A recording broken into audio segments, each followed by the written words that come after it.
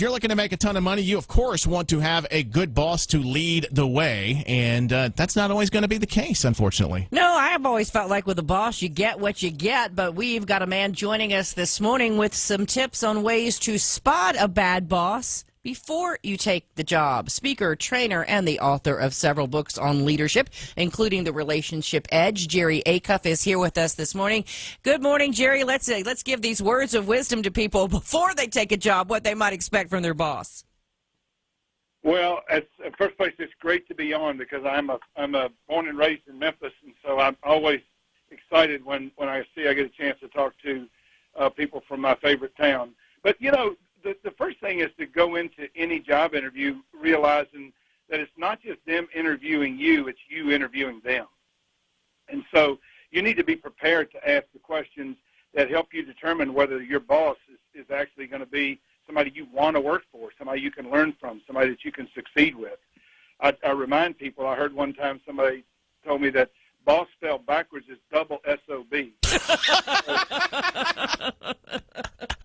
So you don't want to work for a boss. But, there's four things fairly quickly that I look for to tell me, whether somebody's a bad boss or not. One, they ask illegal questions. I mean, they can't ask you about your race, ethnicity, religion, your age. They can't ask you that.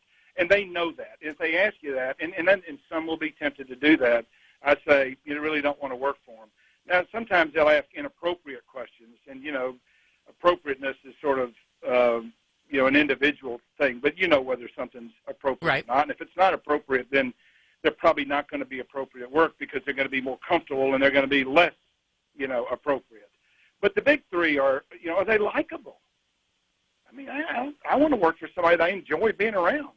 It doesn't mean I want to go to dinner with them every night. It doesn't mean I want to go to the ball game with them, but I want to work for somebody that I enjoy seeing them. And so I asked myself during that 30 or 45-minute interview, do I like this person?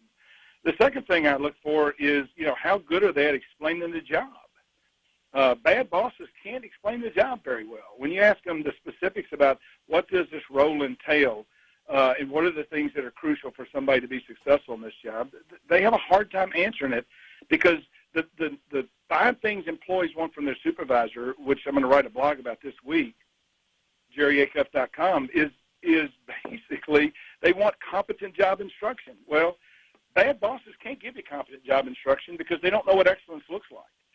So the last question that I want to know the answer to is, can they tell me the characteristics of the best people who've ever done this role?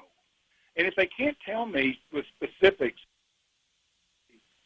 what those characteristics are, but who that person is, then and give me specific examples of what they did that made them great, then my guess is they don't know what great looks like. And if you don't know what great looks like, you're probably not going to be a great boss. Well, I can tell you that's a great question to ask in an interview. What are the characteristics, the best characteristics you've seen in this job? That's great. That makes it sound like you've really thought about your questions a lot for an interview.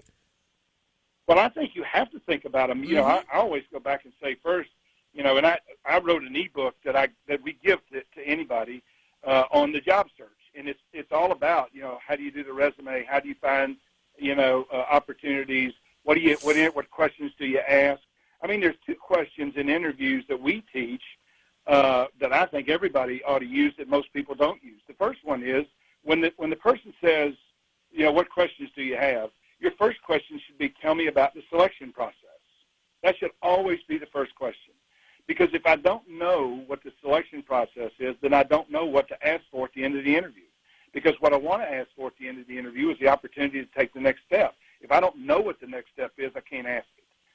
The second thing is when you get deep in an interview and you think you got a shot at the job, but you know that there's 1 or 2 other competitors, the question that you should ask is this. Look, I'm going to make the assumption that everybody you interview is qualified. Now, that tells me that you're going to make this decision based on something other than qualifications. What is it? Now, I promise you, unless they've been trained by me or read my ebook, they're not asking that question. And when you ask that question, the person sitting there goes, holy smokes, nobody's ever asked me that before. That's a great one. And then you put them on the spot. Now, oftentimes the answer is, well, I'm going to go on my gut. And then I say, when they say that, here's what you say. Well, how does your gut feel about me right now? I love that. That's great. That's great. And there's a common thread to what you're talking about, and that is you're actually interviewing the boss and finding out if he's got a roadmap and a clue to what's going on in his department. Exactly. And if she doesn't have a clue or he doesn't have a clue, then you don't want to work for him. Here's what you got to remember. Don't count on winning the boss lottery.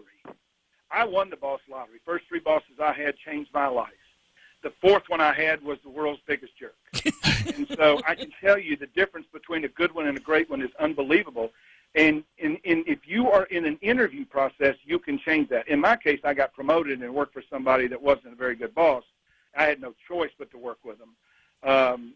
And, you know, that's a whole other interview. How do you work for a jerk? All right.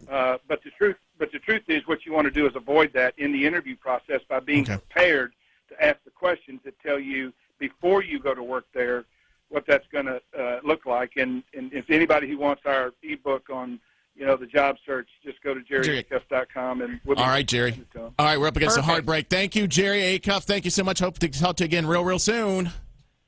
Thank you. Yes, sir. All right, welcome back to Memphis. We're glad to have you here. 6:52 from the Wolf Chase Toyota Traffic Center. Here's Wendy.